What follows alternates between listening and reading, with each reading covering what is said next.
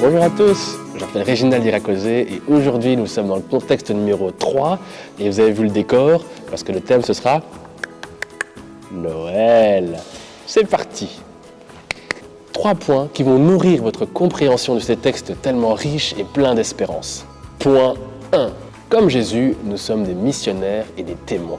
Je vous plante le décor. En 587 avant Jésus-Christ, Jérusalem est dévastée par les troupes de Nabuchodonosor. La ville est donc en ruine et le peuple est triste et abattu. Pourtant, Isaïe nous dit que les guetteurs postés sur les collines de Jérusalem voient les messagers qui arrivent au loin et qui annoncent le retour de Dieu pour très bientôt. Et oui, pas de téléphone à l'époque. Du coup, on utilisait les moyens du bord pour envoyer des messages. C'est genre bon. En parlant de marcher à pied, est-ce que tu connais l'histoire du marathon ? Tu sais, cette fameuse course de 42 km où même les plus beaux gosses tombent comme des mouches. À la base, cette distance a été courue par un athlète, un Athénien, entre la ville de Marathon et d'Athènes. Tout cela pour annoncer aux Grecs leur victoire contre les Perses. En vrai, il est mort en arrivant, mais au moins, il aura annoncé son message. Eh bien, nous chrétiens, nous sommes comme ce messager athénien, et également comme le messager qui arrive à Jérusalem du temps d'Isaïe.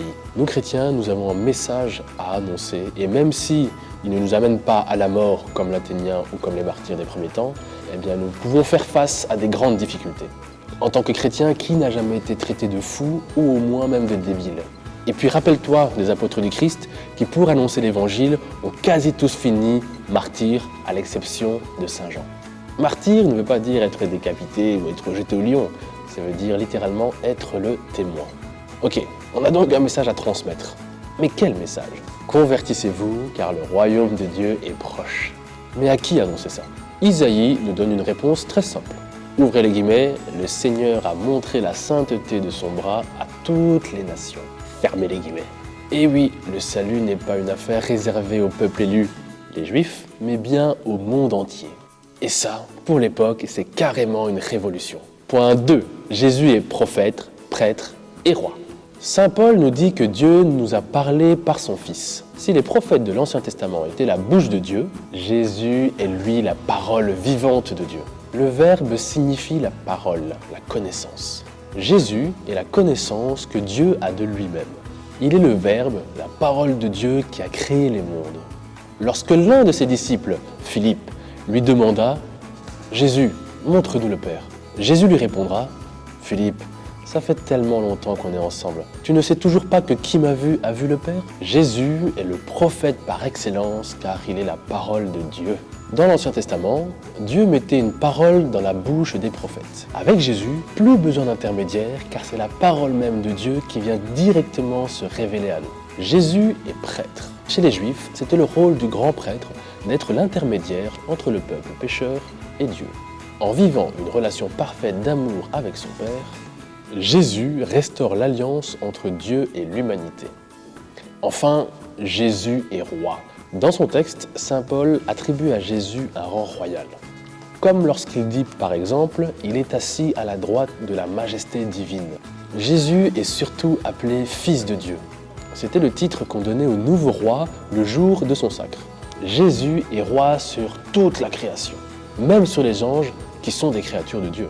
Saint Paul nous dit que Jésus est devenu bien supérieur aux anges, dans la mesure où il a reçu en héritage un nom si différent du leur. Jésus est bien prêtre, prophète et roi. Mais en découvrant l'identité de Jésus, Saint Paul nous invite à découvrir en même temps notre propre grandeur, notre profonde et véritable identité. Point 3.